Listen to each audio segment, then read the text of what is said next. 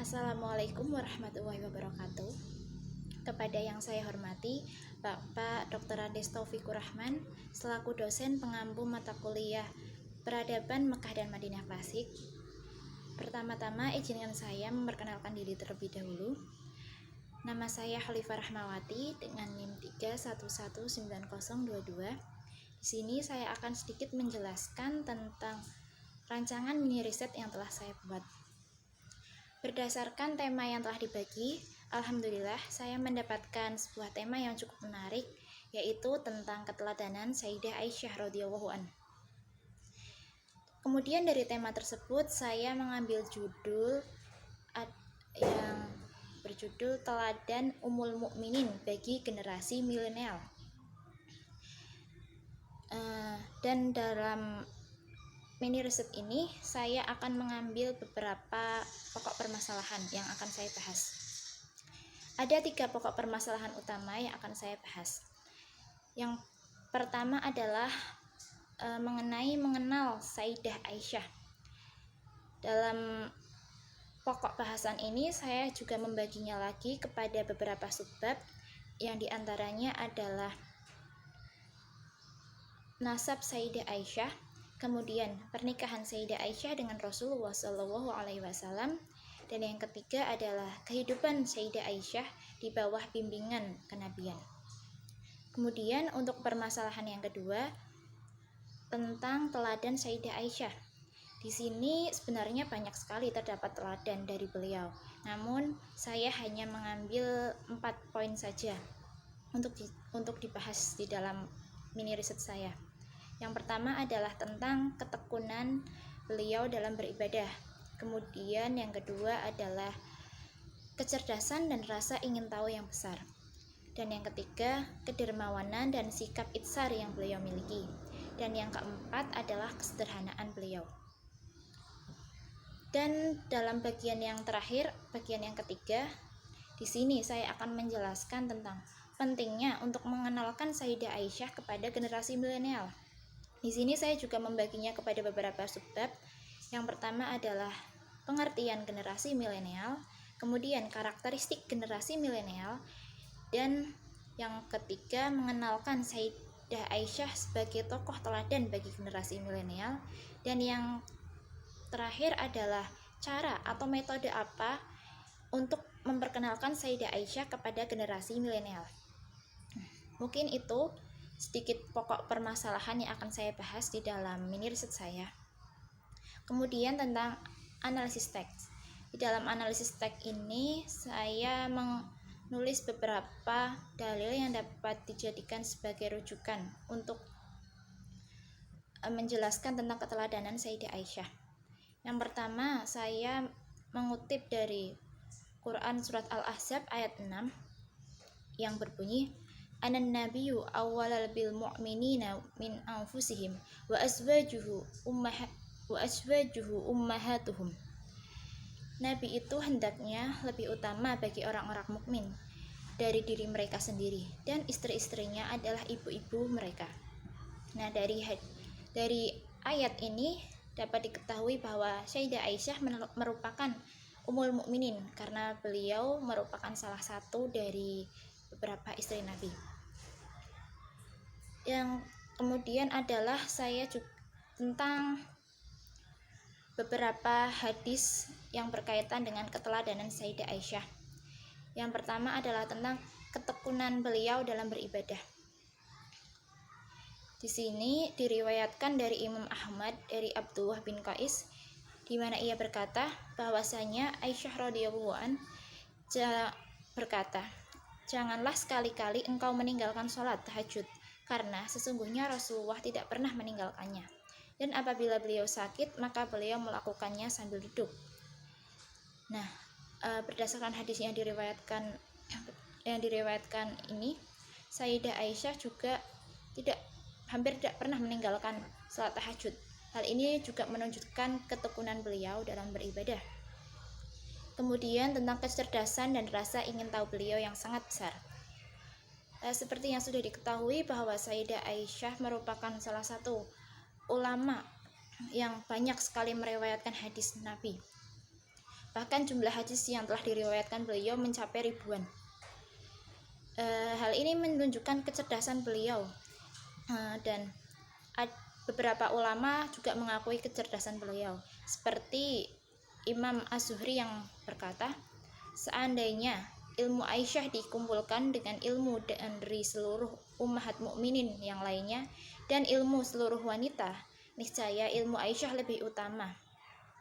Kemudian Ibnu Katsir juga menyatakan bahwasanya ia tidak pernah mendapati seseorang seperti Aisyah dalam kekuatan daya ingatnya, kapasitas keilmuannya, kefasihan dan kecerdasan akalnya. Dari beberapa pendapat ulama tersebut dapat diketahui bahwa Aisyah radhiyallahu anha memiliki kecerdasan yang di atas rata-rata. Bahkan kecerdasannya ini sulit ditandingi oleh sahabat-sahabat Nabi pada zamannya, khususnya dari kalangan wanita. Kemudian yang ketiga tentang kedermawanan dan sikap itsar yang dimiliki oleh Sayyidah Aisyah. Dalam sebuah hadis di dalam kitab Al-Muwatta Imam Malik mengisahkan bahwa pernah terjadi pada suatu ketika datang seorang peminta-minta ke rumah Sayyidah Aisyah, di mana saat itu beliau sedang dalam keadaan puasa dan di rumahnya hanya ada sekerat roti. Kemudian beliau berkata kepada pembantunya, berikanlah roti itu kepadanya. Kemudian pembantunya pun menjawab, wahai ibu, sesungguhnya hanya roti itu saja yang ada, dan itu pun untuk berbuka Anda nanti. Aisyah kembali mengulangi ucapannya, berikanlah roti itu kepadanya. Maka pembantunya pun menjawab, segera aku laksanakan perintah ibu. Dan ketika tiba saat untuk berbuka puasa pada malam harinya, datanglah seseorang mengirimkan makanan berupa roti dengan kuahnya yang masih hangat dan mengepulkan asap kepada Aisyah. Sehingga Aisyah memanggil pembantunya dan berkata, makanlah makanan ini jauh lebih baik daripada roti yang kamu buat tadi. Dari hadis ini juga dapat diketahui bahwa beliau sangatlah dermawan, bahkan bersikap itsar kepada orang lain. Beliau tidak mementingkan kepentingannya sendiri, seperti untuk berbuka beliau membutuhkan roti, tapi beliau malah memberikannya kepada seorang peminta-minta. Kemudian kesederhanaan Sayyidah Aisyah. Dari sini ada sebuah hadis bahwa Jabir pun pernah berkata kepada Aisyah, wahai Aisyah, alangkah baiknya apabila baju yang engkau kenakan itu diganti saja dengan baju yang baru. Aisyah menyahut, sesungguhnya Rasulullah SAW telah bersabda, apabila engkau ingin dapat menjumpaiku kelak di akhirat, maka jangan sekali-kali engkau mengganti pakaianmu sebelum menambalnya, dan jangan engkau menyimpan bahan makanan atau menimbun untuk sebulan. Nah, karenanya aku tidak akan merubah apa yang telah beliau anjurkan kepadaku, sehingga tiba saatnya aku menjumpai beliau insya Allah. Dari hadis ini juga dapat diketahui kesederhanaan beliau, di mana beliau tidak suka dengan hal-hal yang berbau kemewahan. Beliau lebih suka menambal bajunya yang bahkan telah koyak daripada menggantinya dengan baju yang baru. Itu mungkin beberapa deskripsi teks yang dapat saya jelaskan. Kemudian tentang penemuan saya dalam riset ini. Nah, dalam riset ini saya menemukan adanya urgensi untuk mengenalkan Sayyidah Aisyah kepada generasi milenial sebagai salah satu sosok teladan bagi generasi muda. Hal ini dimaksudkan untuk dapat mengikis beberapa sikap negatif yang seringkali ada dalam diri generasi milenial yang seringkali kita temui akhir-akhir ini. Dan hal ini dimaksudkan juga untuk dapat meningkatkan kualitas sumber daya manusia dan akhirnya untuk dapat membangun peradaban yang lebih baik. Adapun kritik saya, Generasi milenial sangatlah lekat dengan teknologi, bahkan kehidupan mereka sulit sekali dipisahkan dari internet dan juga gadget. Hal ini tentunya sangat berpengaruh kepada karakteristik dan psikologi mereka. Ada sebuah studi yang telah menunjukkan bahwa generasi milenial terkesan individualis, cukup mengabaikan masalah politik, fokus pada nilai-nilai materialis, dan kurang peduli untuk membantu sesama dibandingkan dengan generasi-generasi sebelumnya. Generasi milenial juga akrab dengan budaya narsis dan populeris, di mana mereka sangat menyukai sesuatu yang banyak menyedot perhatian publik, seperti hal-hal yang viral. Nah, dengan adanya sikap dan kecenderungan generasi milenial ini yang cenderung kepada hal-hal negatif, maka menurut saya diperlukan adanya suatu cara untuk dapat mengikis sedikit demi sedikit atau bahkan menghilangkan sikap-sikap negatif ini.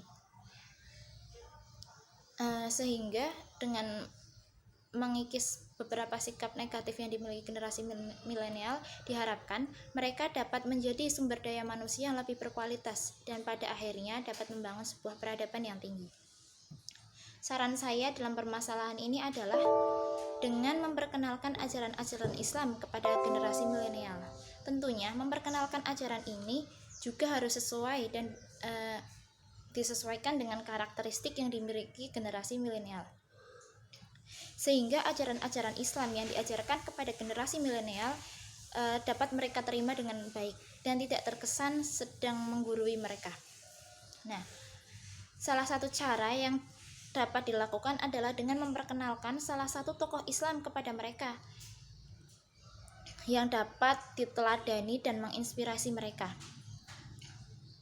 Menurut saya, sosok Sayyidah Aisyah yang tekun dalam beribadah, cerdas, dermawan, dan sederhana kiranya sangat cocok untuk dijadikan inspirasi bagi generasi milenial yang terkesan pemalas, individualis, dan materialis.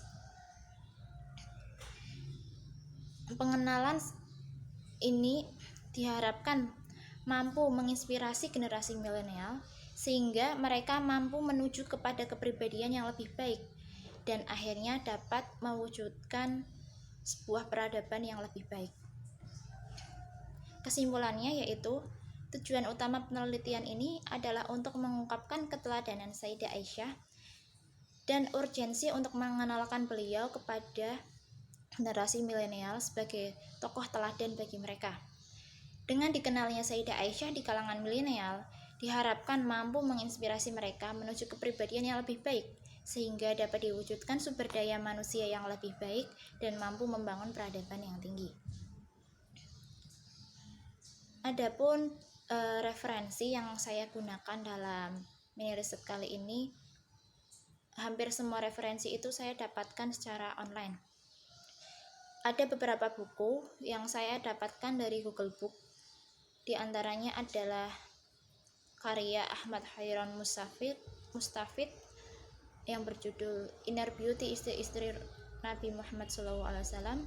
Kemudian karya Syekh Sulaiman An-Nabawi yang diterjemahkan oleh beberapa penerjemah. Kemudian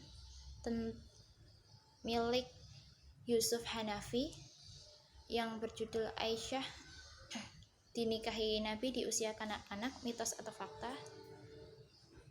Kemudian karya Muhammad Mahmud Abha yang berjudul Benarkah Aisyah menikah di usia 9 tahun, serta ada beberapa jurnal juga yang saya gunakan. Jurnal ini kebanyakan saya dapatkan dari Google Scholar. Di antaranya adalah karya Aisyah Tijani yang berjudul Aisyah binti Abu Bakar, wanita istimewa yang melampaui zamannya. Kemudian tulisan Andi Hidayat yang berjudul Metode Pendidikan Islam untuk Generasi Milenial, dan tulisan Yanuar Surya Putra yang berjudul Teori Perbedaan Generasi. Kemudian ada juga beberapa literatur dari internet yang saya gunakan, seperti dari https sunnah.com yang di sana terdapat banyak hadis-hadis yang dapat diambil sebagai rujukan, kemudian dari Wikipedia. Ya, mungkin itulah yang dapat saya jelaskan dari rancangan mini riset ini. Untuk kemudian saya harapkan kepada Bapak dosen untuk dapat memberikan keputusan atas mini riset yang telah saya buat ini. Akhirnya saya mengucapkan mohon maaf jika terdapat banyak kekurangan dalam penuturan saya. Dan akhirul kalam, wassalamualaikum warahmatullahi wabarakatuh.